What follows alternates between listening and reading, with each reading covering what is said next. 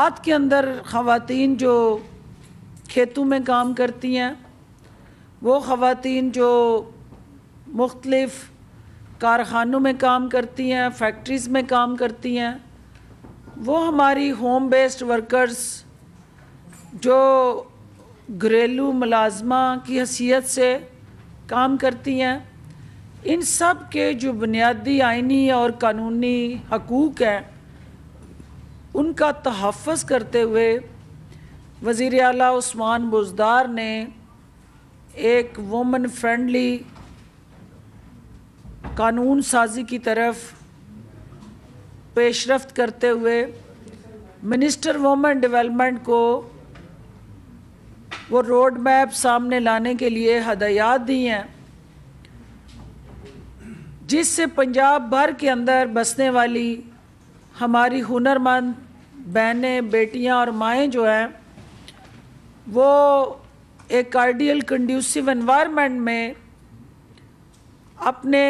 अहले ख़ानदान का ताकतवर और मौसर हथियार बन के अपने उस आइनी और कानूनी इख्तियार को मुआशी महाज पे यूटिलाइज़ करने जा रही हैं। और ये हज़रत खदीजतुल कुबरा सलामुल्लाह रज़ी अल्लाह ताला अन्हो की वो सुन्नत है जो तजारत पेशा खातून जो ज़र मुबादला कमा के तजारत से पैसा कमा के इस्लाम के फ़रोग पे ख़र्च करती रहीं। आज पाकिस्तान जिन चैलेंजेस से गुज़र रहा है, मुझे चूँकि सियालकोट में होते हुए अपनी उन बहनों को, बेटियों को, माओं को जो मुख्तलिफ़ शोबों में अपनी सलाहियतों को बरूए कार लाते हुए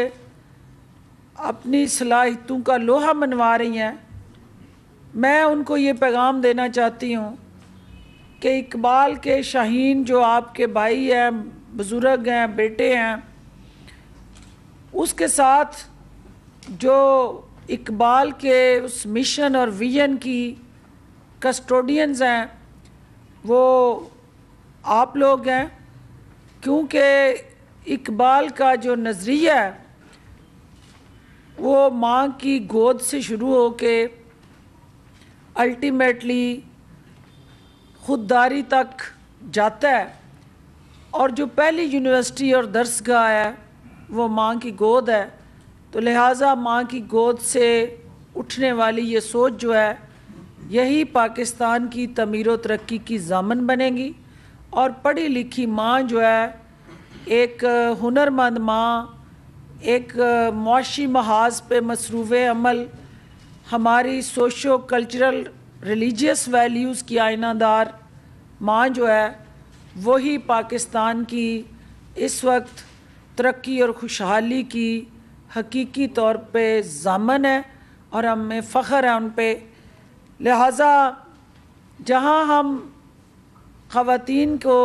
बाख्तियार बनाने और मर्दों के शाना बशाना उन्हें मौक़े फ़राहम कर रहे हैं, वहीं उस्मान बुज़दार साहब की क़यादत में हुकूमत पाकिस्तान की मदद से पंजाब भर के देहात को शहरों के बराबर सहूलतें फ़राहम करना हमारा अज़्म है। और देहात को शहर से जो सहूलत जिस दोनों में तफरीक करती है वो गैस और बिजली है, तो आज गैस की मुख्तलिफ़ स्कीमों का इफ्तिताह करके जो ख़वातीन का कल यौम ख़वातीन है, मैं अपने हलके की उन ख़वातीन से इज़हार यकजहती करने जा रही हूँ। और ख़वातीन के साथ जुड़ी जो गैस की सहूलत है वो डायरेक्टली उनका वक्त बचाती है, उनकी तवानाइयाँ बचाती है, उनके वसाइल बचाती है और उनको बर वक्त जो है एक ऐसी सहूलत जो उनके ज़िंदगी में बेहतरी लाने का मूजब और बायस बनती है, वो सुई गैस है। और इंशाअल्लाह वो ख़वातीन जो देहात में बसती हैं, पाकिस्तान भर में जहाँ जहाँ भी मेरी आवाज़ सुन रही हैं, वज़ीर आज़म पाकिस्तान उन ख़वातीन की बेहतरी के लिए हर सतह पे इस हुकूमत के जो मंसूबे हैं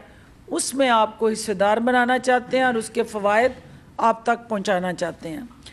अब दूसरा जो अहम तरीन इस प्रेस कॉन्फ्रेंस का जुज़ और हिस्सा है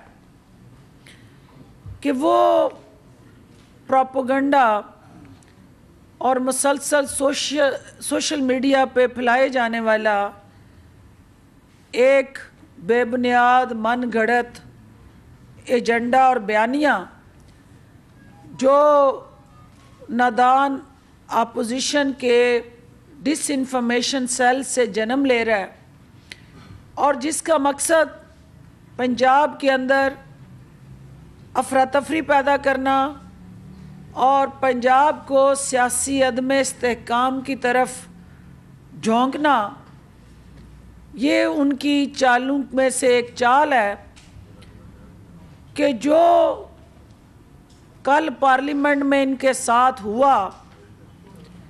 वज़ीर आज़म इमरान ख़ान की क़यादत में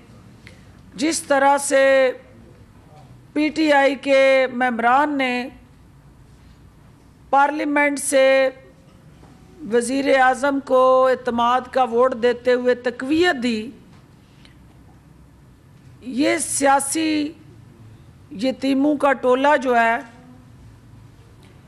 उन्हें वज़ीर आज़म की ये कामयाबी एक आंख नहीं भा रही और इस साजिशी टोले ने पंजाब का रुख किया हुआ है। पंजाब के अंदर इस वक्त PMLN जिस तरह से दो वाज़िया धड़ों में तकसीम नज़र आ रही है, एक धड़े की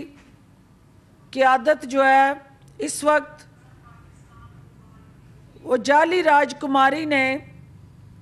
इस्लामाबाद में एक महफिल सजा रखी है अपनी क़यादत में, तो दूसरी तरफ खुद साख्ता सल्तनत रायवंड के जो मसनूई वली अहद हैं उन्होंने मॉडल टाउन के अंदर अपनी दुकान सजा रखी है।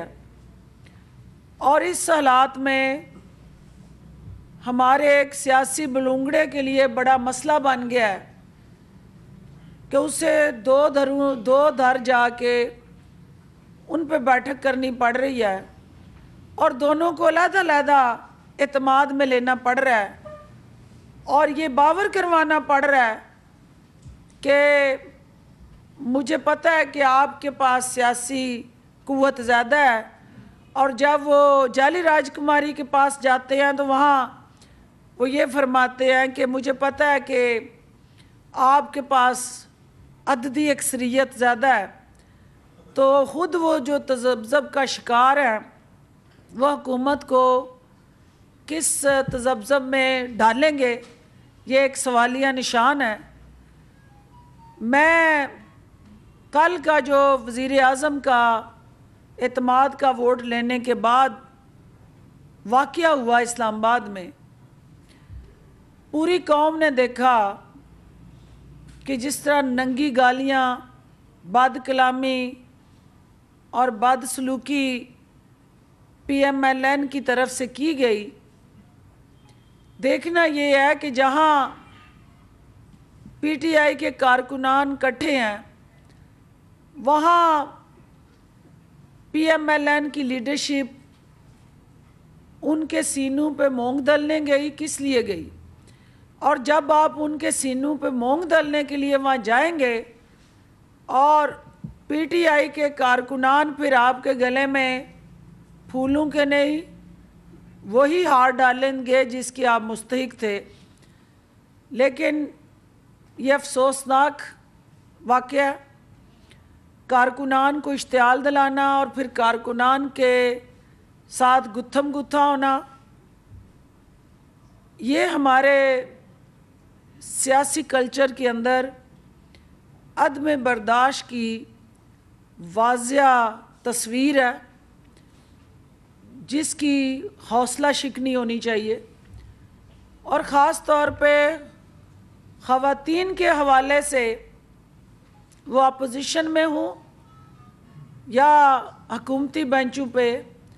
हमारी माशरती रवायात हैं, हमें उनसे सियासी इख्तलाफ है, नज़रियाती इख्तलाफ है, हमारे बयानिए मुख्तलिफ हैं, हमारे मोर्चे मुख्तलिफ हैं, हमारा क़ियादत का जो रास्ता है वो मुख्तलिफ है। लेकिन कतन उसका मतलब ये नहीं है कि हमारा कोई भी कारकुन जो है अपनी सोशो कल्चर रिलीजियस वैल्यूज़ को पामाल करे और वो अपोजिशन की ख़वातीन ही क्यों ना हों, हमें उनसे इस तरह दस्तो गिरेबान होना PTI का ना शेवा है और ना वज़ीर आज़म उसकी हौसला अफजाई करते हैं। लिहाजा अपोजिशन को भी चाहिए कि सोशल मीडिया पे मैंने सुनी है इनके सीनियर लीडर्स की नंगी गालियाँ और उनकी इस तरह की वाहियात किस्म की गुफ्तगू जो उनको भी ज़ेब नहीं देती है, उन्हें भी अपनी इस्लाह करनी चाहिए। और जिस तरह का सियासी टेम्परेचर अपोजिशन जाली राजकुमारी की क़ियादत में उसको पेट्रोल फेंक के आग लगा रही है, ये ज़हन में रखें कि ये लड़ाई झगड़े जिनको जाली राजकुमारी अपने वालिद और भाइयों को बाहर बिठा के